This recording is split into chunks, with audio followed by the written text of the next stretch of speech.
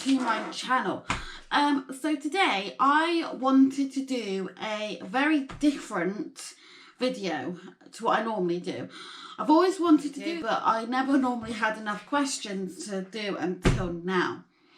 Now these questions are based around my disability, and if you're new to my channel, if you didn't know, my disability is called DiGeorge syndrome. I do have a video on that, and I'll leave a link in the description box below if you want to find anything more. This video, I'm hoping will explain a little bit about what I go through. Basically, long story short, I was born with DiGeorge syndrome, which means some of my chromosomes are missing, and it's also called 22q11 deletion. And it means I have a heart condition, I have a learning disability, and I'm partially deaf, partially sighted, but I'm driving. So it's all that. So yeah, so I cannot wait. I've got 10 questions. Let's get into the video. Question number 1. If you could revisit any moment during your, I've got this written down here so I can remember, during your childhood, which moment would it be? Okay, that is a really good question, and I would have to say going to my drama club on a Monday evening. The reason for that is it gained me so much confidence, and I made the bestest friends in the world. I'm actually still friends with one of them now. We've been friends, I think we were friends when we were about 11 or 12, and we've been friends all throughout everything. She is amazing, and that is one of the reasons why I'd go back to that time. Also, I absolutely loved doing the shows. I always had quite good roles, and it was such a laugh. I loved the times when we were all in the dressing room getting ready, and we just make such a laugh. We had the best people, and it was just absolutely incredible. So that was and it would make Mondays so much more fun. Who hates Mondays at school? But I absolutely loved Mondays. I know, I was a weird child. Okay, so my next question is, what is your favourite thing to do in your spare time, and what inspires you to keep going? So at the moment, currently in lockdown, my favourite thing to do is create videos, and I fell in love with it. And I'm really enjoying making videos, and the reason what inspires me to keep going is you guys, and I absolutely love getting messages and feedback from people saying that it inspires them and it helps them to connect with somebody, because this is quite a rare condition, and it's great to get messages from people who have been through similar and is struggling, and just like a little bit of someone to lean on and be like, yeah, I know what you mean, I go through that as well. And it's really nice for me, because growing up I never had that support where I have been able to connect with people. It's only been in adulthood where I found these pages on Facebook. So that's why I'm creating them. It's to help people to connect and have our own little community, and we can all help each other and raise awareness of DiGeorge syndrome. Question number 3 is, what do you think is your biggest challenge when meeting new people? That is a very good question. I do enjoy meeting new people, but I do struggle with knowing whether to tell them about my condition, as I don't know what their reaction is going to be, or if they're going to understand it, because it is rather complicated. And also just knowing, I know this sounds really stupid and it shouldn't be an issue, but knowing if they like me. I always have that worry because I do talk a lot, and it is just a worry, and I'm not very good at like body language that much. Even though I'm a people person, I'm not the best at body language. So, you know, I always have to say to my boy, oh, I hope your friends like me. And I know it's a worry for everybody, but I do like to be liked. It's just one of those things. But it was a bigger issue when I was at school growing up. But as an adult, I do try not to let it bother me, but because I'm such a people person, you know, you do want people to like you. It's a natural human thing. So body language I find really difficult, and knowing whether to tell them I've got a Number 4 is, who is your inspiration and why? Okay, I had to really think deep about this. I've got quite a few inspirations, but I have one in particular, and he's called Will Bailey. I actually know him in person. I've seen him play table tennis in tournaments. If you don't know, Will Bailey is a very talented and amazing Paralympic table tennis player. So I looked up to him a lot growing up, and I think what caught my eye with him is when he got silver in the final of the 2012, I think it was. He was absolutely gutted, but then he came back in the last Paralympics, absolutely smashed it and got his gold. And to me, that is determination.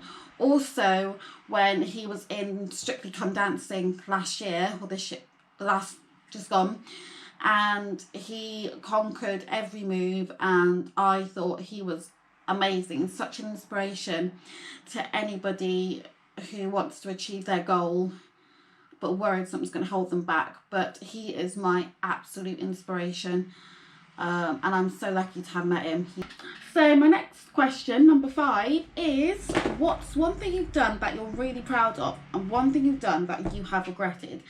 That is a very deep question. But one thing there are 2 things actually that I've done that I'm really proud of. One is passing my driving test. I cried. I mean, I know a lot of people cry, but I never, ever, ever, ever, ever in a million years thought I would pass it. But I did, and I passed first time. Even though it took me 3 years, I was just over the moon that I didn't have to do it again. So that is amazing. Also, the second one was definitely, I know to a lot of people this isn't a big deal, but to me, living independently is a huge proud moment for me, as I never ever thought I would be able to as a baby growing up.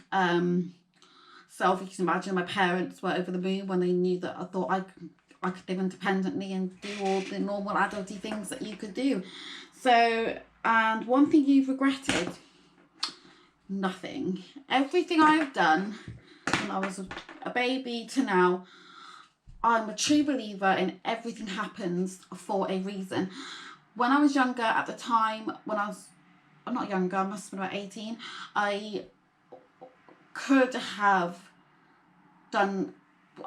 played for table tennis in the squad to reach my goal to become a Paralympian table tennis player. I had to pull out for personal family reasons. At the time, I was absolutely gutted, and I did regret it, but then looking back now, I've realised there must have been a reason why I didn't do it.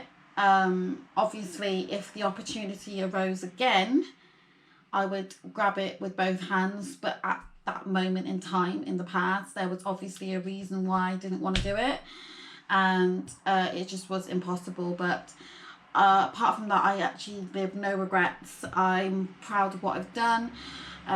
Things do take a bit longer for me to get, but everybody's different, and I think now I don't see myself that different to everybody else, because we all learn differently, and that's it. Okay, so question number 6 was, what was the best bit about working for the Action for the Blind?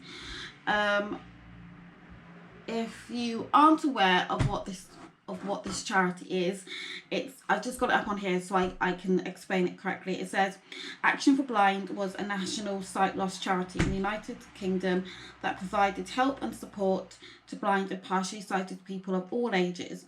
In 2017, the organisation merged with RNIB, with which it had been in partnership since 2009. So I've been involved with this amazing charity when I was a child. I was involved, and I joined in, and my parents came along as well to some of them. And I also helped volunteered when I was older, and it was the most fantastic experience that I really wished I could still be involved with. It was absolutely amazing. The best bit about it, I think, was helping people to gain amazing memories.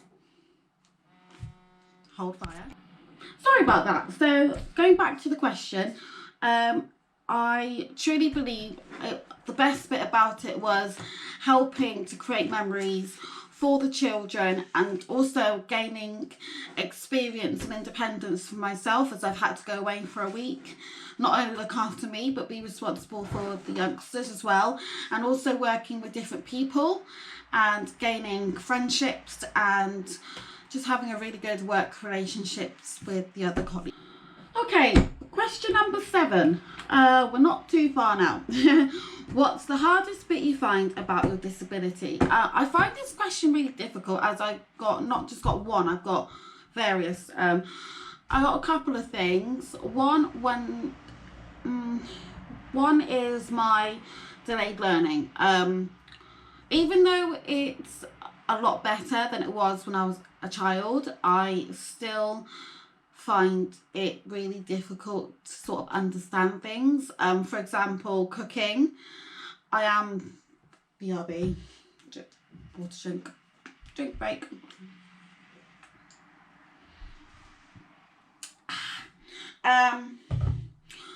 I still find it hard to cook. I am learning. This is what I'm using my lockdown time doing, is trying to, it's learning from a recipe. So I'm very good at memorizing. So for example, spaghetti bolognese, I'm great at, because I've done it for so many years.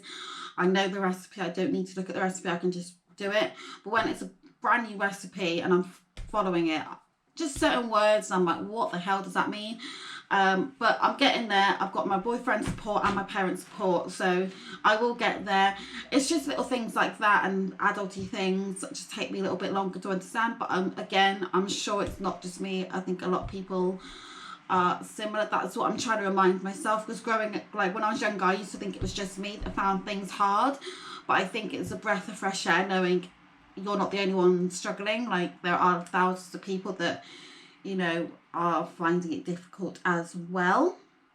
The other thing is, when I start a new job, it's so hard to explain to staff what I've got, because I can't say go and Google it, because Google makes it sound a lot worse than what I've actually got.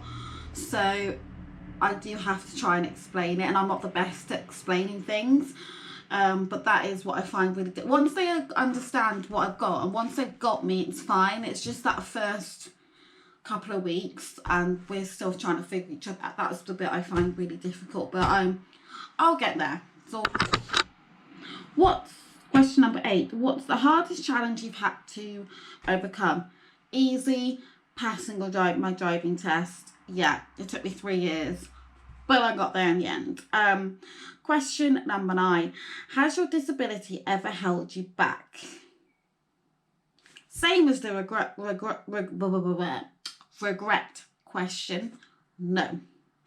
Everything I want to have achieved, I have. Like I said before, everything happens for a reason. I am a big believer in that, and it's so, so true. So, no. Number 10. This is a nice question. How did Nick and I meet? Well, that's right. If any of you didn't know, I've got a boyfriend called Nick. We've been together 2 years and 7 months, I believe. And we actually met on Plenty of Fish. He messaged me first, and we have never looked back.